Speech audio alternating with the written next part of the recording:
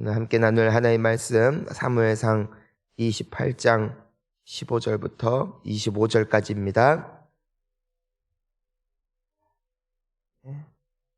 함께 한 목소리로 봉독합니다. 사무엘이 사울에게 이르되 내가 어찌하여 나를 불러 올려서 나를 성가시게 하느냐 하니 사울이 대답하되 나는 심히 다급하니이다.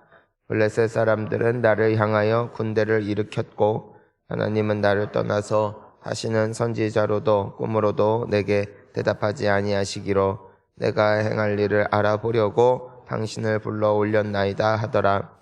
사무엘이 이르되 여호와께서 너를 떠나 내 대적이 되셨거늘 네가 어찌하여 내게 묻느냐.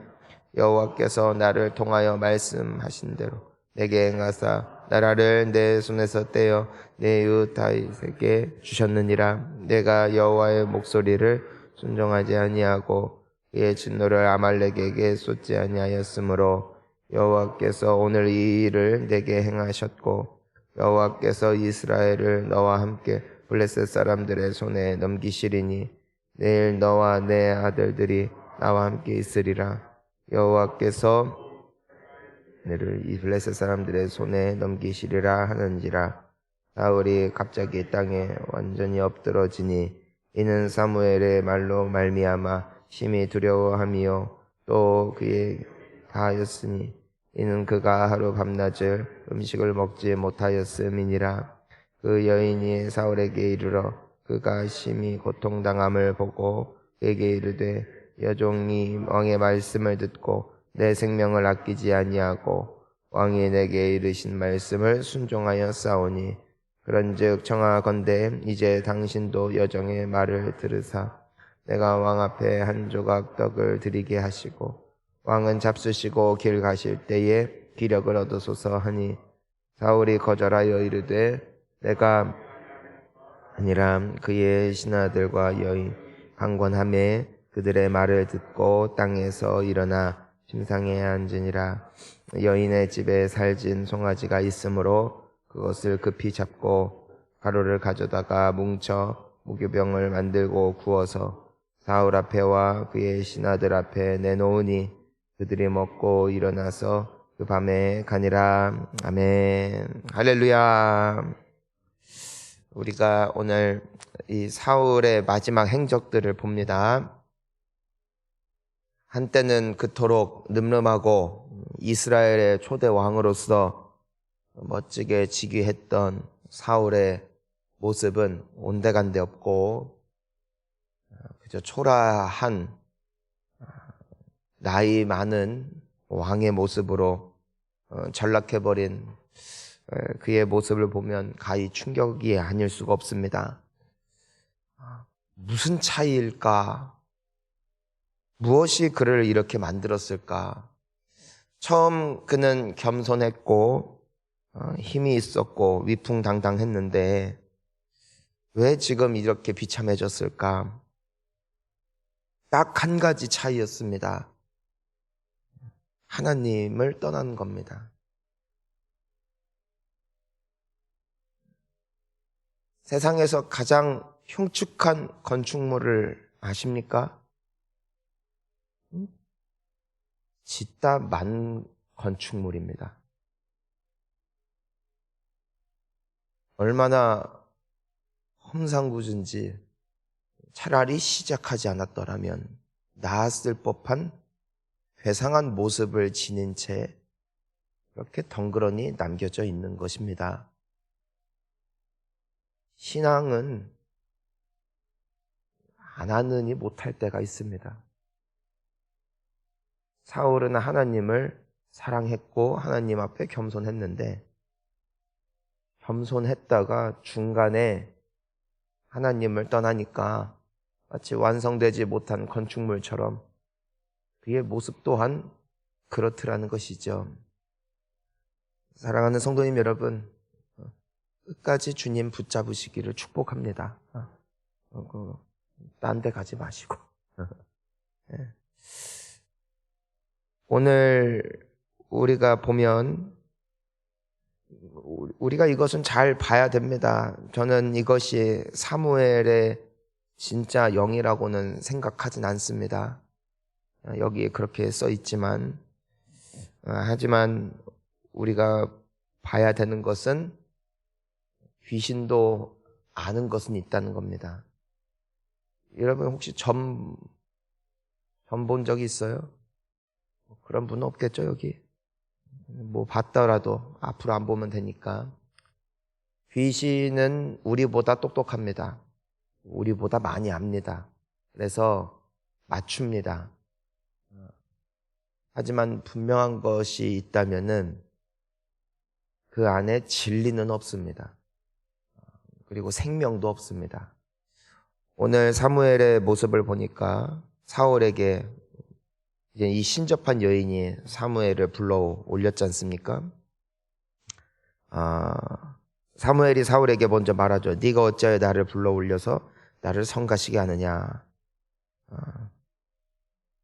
저는 여기서부터 이미 이건 사무엘이 아니라고 보는 겁니다. 하나님의 사람, 하나님의 사랑을 가진 사람은 남을 향하여 이렇게 말하지 않습니다. 나를 귀찮게 하냐? 날 성가시게 하냐? 그러자 사울이 대답합니다. 나는 심히 뭐라고 해요? 다급하니이다. 뭐가 다급합니까? 블레셋 사람들이 군대를 일으켰다. 하나님도 나를 떠났다. 그래서 내가 어떻게 해야 될지 몰라서 당신을 불러 올렸습니다. 라고 대답을 하고 있어요. 자, 지금 사울이 다급한 것은 무엇 때문입니까? 문제 때문입니다. 그리고 하나님을 왜 구합니까? 어떻게 해야 될지 문제 해결에 대하여 하나님 앞에 여쭙고자 하나님을 찾았다는 것입니다. 자, 그러니까 사울은 지금 하나님과의 관계에 관심이 있습니까? 없습니까? 없습니다. 하나님이란 존재가 사울에게 이제 어떤 존재입니까? 내게 정답을 알려주시오. 내가 뭘 해야 될지 알려주시오. 나에게 복을 주시오. 나에게 힘을 주시오. 딱 그 정도 관계입니다. 하나님은 어떤 하나님? 나에게 복 주는 하나님. 나를 도와줘야 되는 하나님. 하지만 하나님과의 관계성, 하나님을 향한 사랑, 그런 것은 사울에게 없습니다. 만약에 사울이 나는 심히 다급합니다. 하나님이 나를 떠나셨습니다. 내가 하나님과의 관계를 회복하기를 원합니다 했더라면 얼마나 좋았을까. 하나님은 우리에게 그런 존재시라는 것입니다. 우리가 사람과의 관계를 맺을 때 가장 힘든 관계가 어떤 관계냐면은 원하는 거 있을 때만 찾는 사람들. 가장 힘듭니다. 진짜 힘듭니다. 필요할 때만 찾고 필요할 때만 연락하고 도와주면 그때부터 입 싹 닫고 한동안 안 보이다가 또 필요할 때 찾아오고 보통 힘든 게 아니에요. 그 관계는 건강하지 않습니다. 사랑하는 성도님 여러분, 주님을 사랑하시기를 바랍니다. 주님을 사랑하세요.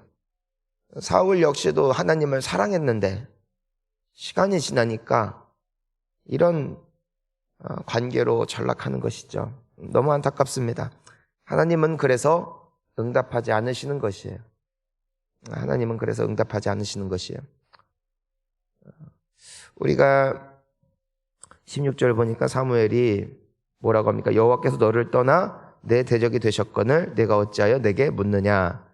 자, 우리가 전에도 함께 나눈 것처럼 이것은 하나님이 너를 떠나셨다 전에 어떤 말이라고 했어요? 네가 하나님을 떠나 그분의 대적이 되었다. 이 뜻이에요. 하나님께서 우리에게 뭐라고 말씀하십니까? 나를 존귀히 여기는 자를 내가 존귀히 여기고 나를 멸시하는 자를 내가 멸시할 것이다. 하나님께서는 물론 복수하시는 하나님은 아니십니다만 분명한 것은 하나님을 존중할 때 하나님이 우리를 존귀히 여기신다는 것입니다. 하나님, 난 당신이 싫습니다. 난 당신을 떠나기로 결심했습니다. 할 때 하나님께서는 물론 우리에게 말씀하시지만 물론 우리에게 돌아오라 하시지만 강제하지 아니하시는 하나님. 하나님을 떠나면 하나님과 함께 할 수 없는 그것이 인생인 것이죠. 하나님께서 이제 말씀하십니다. 왜 이렇게 됐을까? 17절부터 보면은 나라를 네 손에서 떼서 다윗에게 주셨다. 이유가 무엇인가? 18절 내가 여호와 목소리를 어떻게 했어요? 순종하지 않았다. 그리고 그 진노를 아말렉에게 쏟지 않았다. 그래서 여호와께서 내게 행하셨다. 그리고 내일 너가 죽을 것이다 라고 말씀을 하십니다.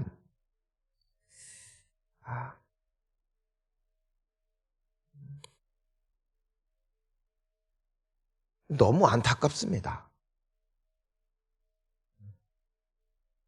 그 하나님께서 참 이런 말씀을 하시기까지는 우리가 기억해야 되는 게 어느 날 사울이 한 번 실수한 것 때문에 하나님이 화가 나셔서 이러시는 게 아닙니다. 절대로. 하나님은 오래 참으십니다.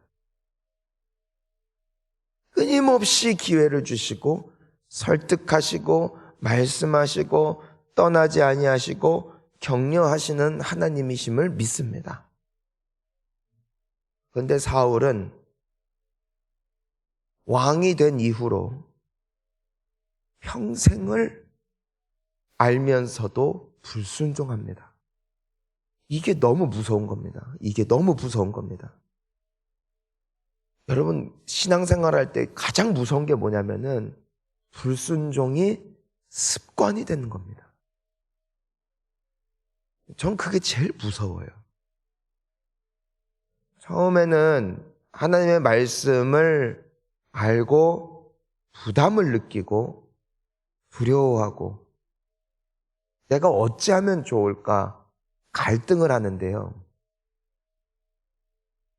어느 시점에 다다르면 듣고 고개를 끄덕이지만 나의 길을 가는 것이 너무 자연스러운 거죠.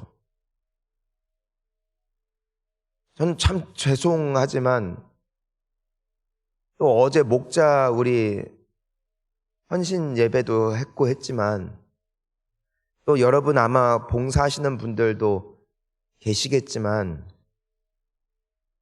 가장 힘들 때가 언제입니까?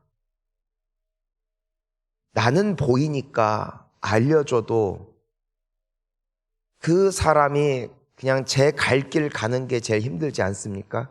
여러분 자녀 키울 때 가장 속상할 때가 언제냐면 그럴 때죠. 너 진짜 그건 아닌 것 같아. 너 그러면 진짜 나도 아는데 그러면 정말 고생한다 말을 해주는데 굳이 그대로 자기 고집대로 살아가는 모습을 볼 때 참 마음이 아프죠. 불순종이 습관되어지면 사울됩니다. 다윗의 귀함은 죄가 없음이 아니라 실수가 없음이 아니라 실수도 많고 죄도 많고 때로는 반복되기도 하지만 하나님 앞에 철저히 회개는 했다는 것입니다. 원하나 안 되는 것과 시도조차 안 하는 것은 하나님 앞에 너무 큽니다. 베드로는 가슴 치며 주님 앞에 회개했지만 나중에 보면 또 실수해요. 베드로가 성령을 받고 사도가 되지만 나중에 그 갈라디아서에서 바울과 조우하는 모습을 보게 되어지면은 베드로가 바울에게 혼나거든요. 왜 혼나냐면은 옛 습관으로 또 돌아가요. 뭐냐면 이방인들과 같이 식사하다가 유대인 성도들이 온 것을 보고 그때 당시 전통은 소위 우리나라 옛날 모습처럼 양반이 백정과 같이 밥을 먹는 것은 말도 안 되는 것처럼 유대인이 이방인과 함께 겸상하는 것은 말도 안 되거든요. 근데 예수님께서 이젠 그 모든 것을 내가 깨버렸다 말씀하시니까 베드로도 노력을 했던 것이에요. 이 사람들 차별하지 않고, 차별 두지 않고 같은 성도로서 주님 안에서 하나 되어지자 밥 먹다가 이 유대인 사람들이 방문을 하니까 그거 무서워서 슬며시 일어나서 나 잠깐만 일이 있어서 하고 그 자리를 피한 것을 디모데도 보고 주변에 있는 성도들도 보고 그것에 미혹되었다고 막 베드로에게 혼냈다는 기록이 갈라디아서에 있다고요. 베드로도 그렇게 회개했고 성령을 받았음에도 한 번씩 고삐가 풀렸다는 겁니다. 한 번씩 나사가 풀렸다는 것이에요. 그래서 하나님께서 바울을 통하여 다시 쪼여주시고 끊임없이 회개하고 또 풀리고 나사를 쪼였다가 또 느슨해지는 이 인생의 반복이 또한 베드로의 모습이었다는 것이에요. 하지만 왜 끝까지 갔다는 것입니까? 풀렸을 때 쪼았다는 것이죠. 실수가 없었던 게 아니라 성령 받고 그때부터 끝까지 신실하게 갔던 것이 아니었다는 것입니다. 바울은 어떻습니까? 그는 하나님의 은혜 때문에 원래 교회에서 받아주지도 않던 사람 바나바의 도움으로 교회의 일원이 될 수 있었던 것입니다. 그는 원래 배척당했어요. 교회 커뮤니티에서는. 왜냐하면 하도 과거에 질렀던 잘못들이 있으니까 바나바에게 고마워해야죠. 그런데 나중에 어떤 일이 일어납니까? 바나바와 함께 전도여행을 떠날 때가 됐는데 1차 전도여행 때 마가 요한이라는 청년과 함께 갔는데 이 친구가 너무 중간에 힘들어서 나 도저히 못하겠습니다. 포기하고 돌아갔단 말이에요. 그걸 바울은 괘씸하게 여겼어요. 진짜 괘씸한 건 누굽니까? 적어도 이 사람은 약해서 도망갔지만 바울은 교회를 핍박하고 사람들을 죽인 사람이잖아요. 고문했던 사람이잖아요. 스데반 집사님을 죽였다고요. 씻을 수 없는 죄를 지은 사람 겸손해야죠. 나중에 2차 전도 여행을 가기 위하여 다시 준비할 때 그 도망갔던 마가 요한이 나 잘못했습니다. 하지만 다시 열심히 해보고 싶습니다. 할 때 바나바는 어떻게 합니까? 그는 참 귀한 사람이에요. 그럼 바울 같은 놈도 바꿨는데 너도 기회가 있지 하고 안아주는데 바울은 결사반대합니다. 절대 못 데려간다. 너희는 이미 싹수가 놀았다. 싹수 놀란 게 누굽니까? 바울이에요. 대판 싸우고 갈라지잖아요. 그런데도 바울은 끝까지 쓰임받습니다. 왜요? 그가 그런 애도 쓰신 게 아닙니다. 그가 회개한 겁니다. 나중에 그가 그 감옥에 붙잡혀 있을 때 뭐라고 말하냐면은 그 요한도 데리고 와라. 그가 나에게 유력한 사람이다. 나에게 필요한 사람이다. 비록 실수했지만 다시 화해하고 다시 가는 거예요. 바울도 그랬어요. 여러분, 우리는 오늘도 실수합니다. 그게 죄가 아니더라는 것입니다. 문제는 뭐냐면 실수해도 뻔뻔해지는 게 죄입니다. 죄를 지어도 죄가 아닌 양 가슴 펴고 사는 게 죄입니다. 성전에 나올 때 가슴 침이 없는 것이 그것이 바로 망조입니다. 사울의 비극은 알면서도 듣지 않는 것, 알면서도 회개하지 않는 것, 알면서도 가슴 치며 애통함이 없는 것, 이것이 비극이었던 것이에요. 죄가 아닙니다. 죄에 나는 어떻게 반응했는가?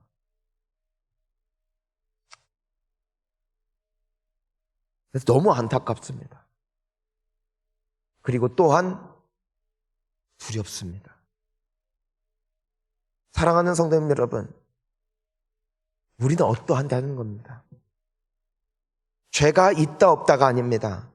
나는 나의 삶이 하나님의 말씀 앞에 보았을 때 잘못된 길로 간다는 것을 내가 깨달았을 때 비록 내 인생이 180도 바뀔 만한 결단까지는 아니더라도 적어도 나는 애통하는 심령이 남아있는가?